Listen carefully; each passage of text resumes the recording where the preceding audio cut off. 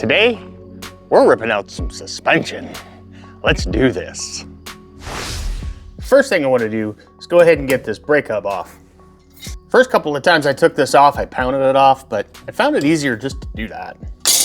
Once the cap's off, I'm going to go ahead and straighten out my cotter pin and pull it through. Go ahead and pull the cotter pin keeper. Then get the retaining nut for the bearing off. Once the retaining nut comes off, you can back this off just a little bit so we can actually get in here to the washer and the bearing. Ew, that's nasty. With that, our brake hub comes right off. So I want this whole assembly to come off as one piece instead of tearing it apart. But that's gonna come later. Since our torsion bar here actually still has a little bit of tension, I'm going to use that to help me separate this upper ball joint from the spindle. First thing that's got to happen though, once again, we have to get our cotter pin out. And I think we're going to have to do it from the back side. Oh yeah. There we go.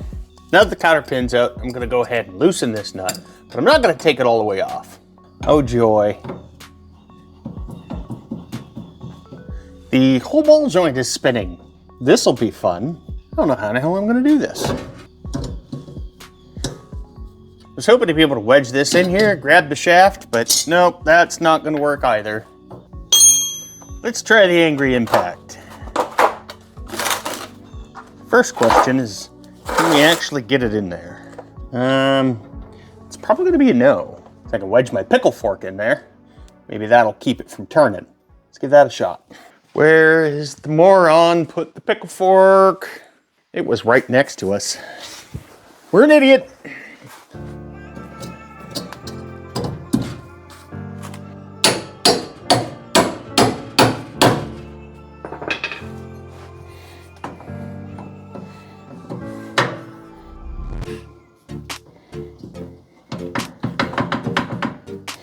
Oh, I hate you, you suck. No worky. All right, see if I can't tear this boot off. I'm replacing it anyway, so what the hell? Grab and pull. A little bit. Grab and pull. A little bit more. Greasy, my grandfather would say. Come on. You know what would probably work better for this? A screwdriver. Ouch. That's gonna leave a mark. Let me guess, like the bottom of this boot is metal or something.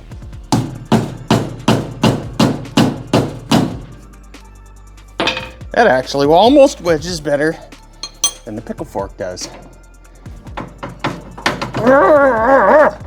And the answer, my friends, is violence. There is a metal band on the bottom of that thing. Now, if I only get my mitts on it and rip it out. Oh, look at that. It's just pushed right out the back. Now I just gotta get in there and grab that with something. Vice grips. Oh yeah, that'll work. What about the bigger ones? Will they fit? Yes, they will. More bitey. I believe we're winning. 20 minutes to do a 5-minute thing. Smart. Well, good thing is our ball joint's already separated from the spindle, so I don't have to smack the crap out of it. Next, I'm gonna go ahead and take the tension off the torsion bar. So this bad boy right here, this is the tensioner for our torsion bar. Now you know that it is way, way out. That's because when they did this makeshift repair to the torsion bar cross member, they didn't clock the torsion bar correctly. Easiest way I found to get this bad boy out, it's just like so. Try again.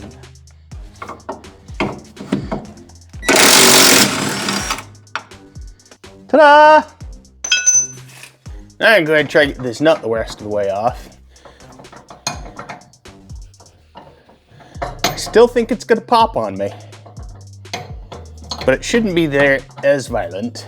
Now, I could always put the jack underneath this, but what fun is that? I am going to spin this around this way and finish the rest from the front.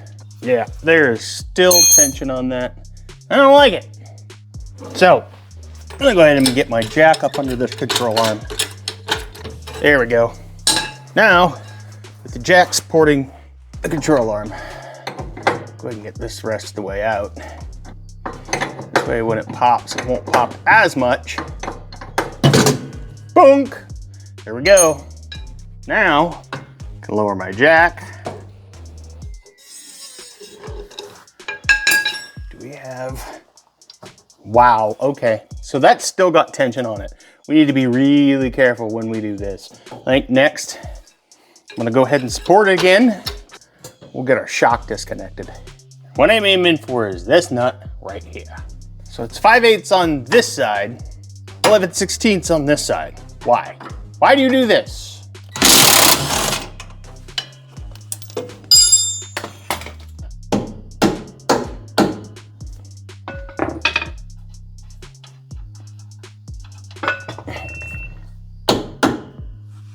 Oh no! GoPro died. Oh well. Oop.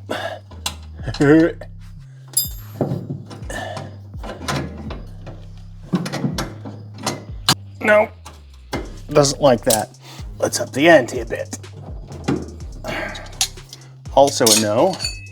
How about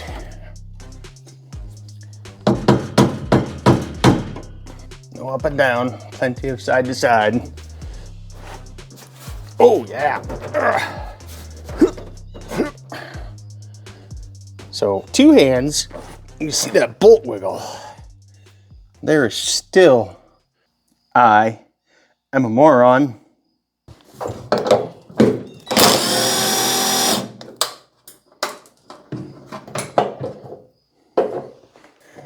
Would you look at that?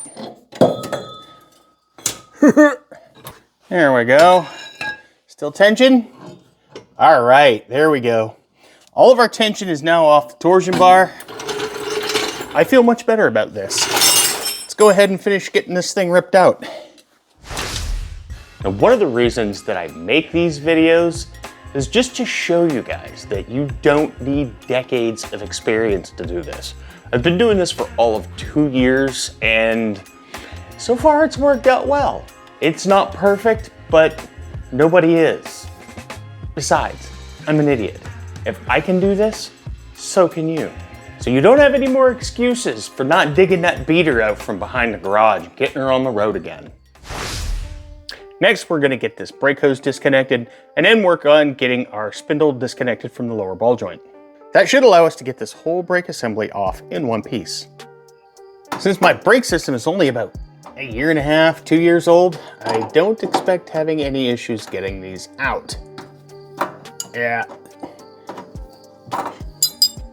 Right apart. Matter of fact, once I stop stabbing myself with the protective coating, I can pretty much get this out by hand. I'm really not worried about leaving the brakes open because I'm gonna have to disconnect the back brake line anyway, so I'm just gonna refill and rebleed the system once it's all done. With the brake line out, I can actually tip the spindle forward now and work on cleaning up the back of this so I can get to the nuts to separate the spindle from the ball joint. All kinds of dirt and grime crusted up on them. I want to be able to get my impact on them because that makes quick work of this. So you need to get this guy out here, and then there's another one on the other side you can't see because of lower control arm. 5/8. Sweet. What about the front? Not 5/8. I wonder if they did this 5/8, 11/16 thing just so that you didn't need 2 of the same size wrench. Tell you what, this is probably one of the best investments that I made was this impact. I mean, yeah, it's not a high quality one, but it makes the things go out faster. Until they get stuck in the... Out. Out. I win. So now we got to get a 3/4 here and over here so we can get the ones on the front off. So this side will be pretty easy to get to. This side, we're actually going to have to pull brake adjuster out in order to get to it. So let me do that quick. Doesn't take much. Just disconnect the cable, disconnect the spring. Your adjuster moves right out of the way.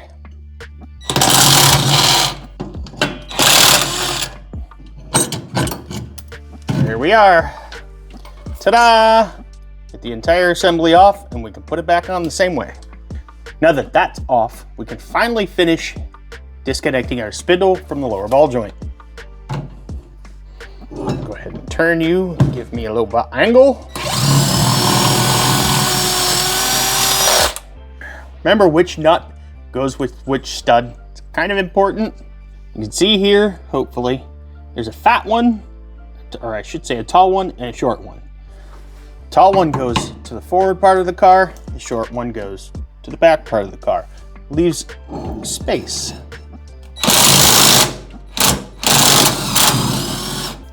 So I went ahead, put my bottom shock bolt in, put my top shock hardware on, that way I don't lose them. The torsion bar adjustment and the castle nuts for all the suspension, I'm not so worried about because we've got all new stuff. Look, Ma, anti-seize. Didn't seem to work very well. Well, actually it did, but.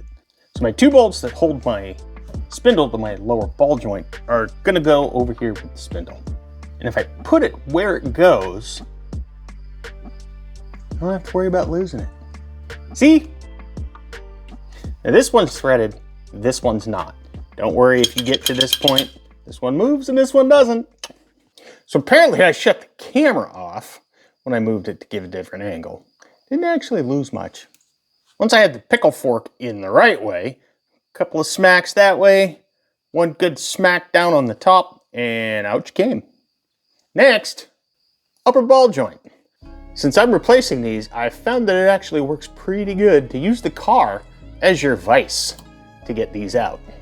I'm gonna go ahead and start by scraping all the crap off the top of this.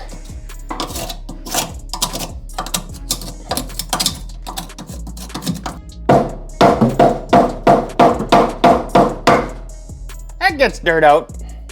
If you can get your hands on one of these sockets, these are great.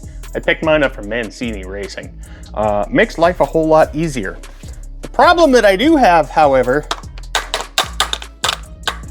for some reason, it will not fit straight onto my impact. However, it fits my extensions just fine. So impact plus socket plus extension equals out.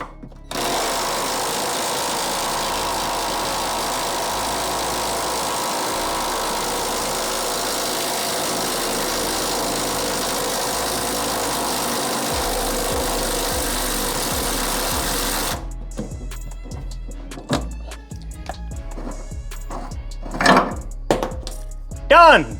Now we can go ahead and get our upper control arm out. Maybe.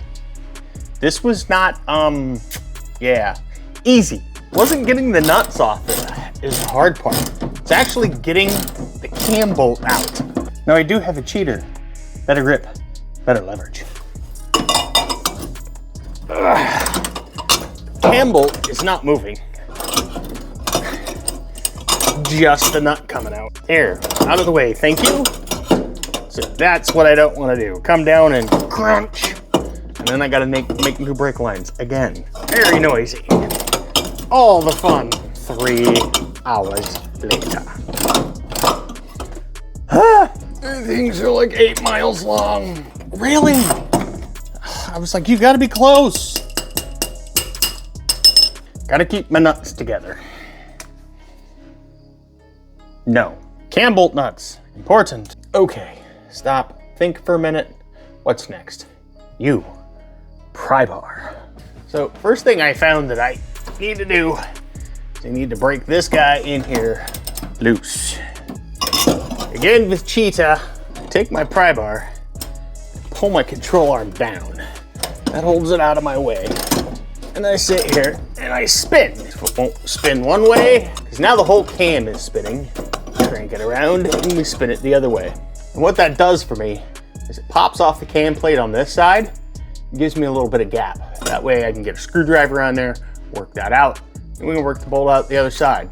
Get my little screwdriver in here and just pop her out. Ish. Ta-da! Now, take it and spin until my other cam plate pops out. Just not smack my face with the pry bar. I can just take my pry bar and work this most of the way out. Or I can just reach in and grab it, because easier. Go ahead and put our cam bolt assembly back together so we don't lose it. We get to the back one. Time for the bar of cheating. Oh! This one's stuck. So what I ended up doing here is just giving this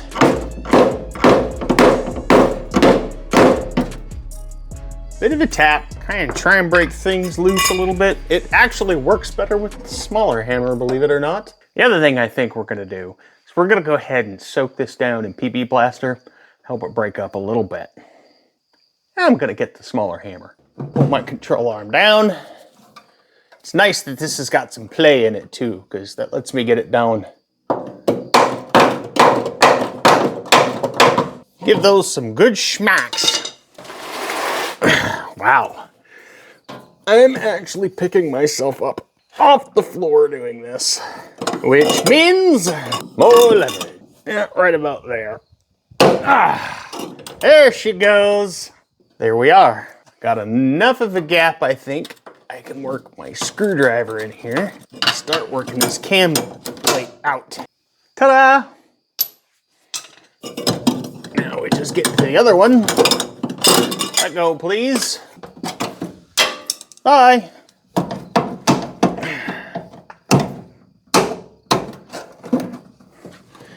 Can take and combine our pry bar with the spinniness. Grab, wiggle, out. Now, pick this up, your pry bar underneath. 1, 2, 3, and free. Haha! Upper control arm. Now that we've got the suspension out, what we're finding in here is not good. You take a look down in there, this is just all chewed up. This whole bottom area is just rotted out. You see where our bushings and our arm go in, all underneath here is rotted out. All underneath this side's rotted out. We're gonna have to fix that. That's like one good pothole away from a ditch. That's not good. So we've got most of the suspension out, and as usual, once we got it out, we found more stuff that needs to be fixed. Unfortunately, that's the way that it goes when you're working on classic cars. We still got to get the lower control arm and the torsion bar out of the passenger side. Not going to cover that on camera, because we covered that in this video right here. One of these days, I will actually put things away.